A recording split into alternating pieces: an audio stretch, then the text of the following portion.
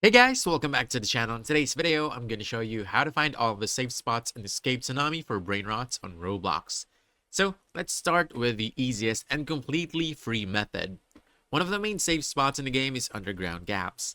These are small openings under the map where you can drop down and avoid the tsunami wave entirely. They're not always obvious, so you need to move your camera around and look carefully at the ground level. And if you see slight openings or uneven terrain, test it. A lot of players run right past these without even noticing, especially when they have higher speeds. Now, if you have the VIP Game Pass, you can get access to one of the easiest save spot methods in the game. These are large spaces along the sidewalls where VIP players can hide. Now, these areas are much easier to access compared to underground gaps, and you don't have to squeeze into tight spaces. And if you're VIP, this is one of the safest and most consistent survival spots you can use. Now, there's also a secret hidden area that many players don't know about. Between the epic and legendary zones, there's a broken wall with a small crack or a crevice. If you go through it, it leads to a hidden lobby style area that Tsunami can't reach.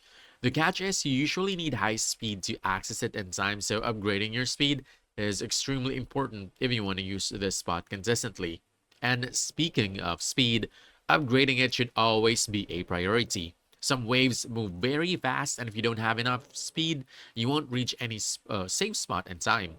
You can also use items like a rainbow coil to reach certain elevated or hidden locations, especially near that secret wall area. And remember, if the tsunamis hit you, you get reset. So staying inside these protected zones is critical. Upgrading your brain rots to higher levels also helps you survive longer and progress faster overall. Basically, that's about it. Learn these spots, increase your speed, and you'll start surviving waves way more consistently. So if you found this helpful, don't forget to hit that like button, subscribe for more quick guides, and I'll see you in the next one. Thanks!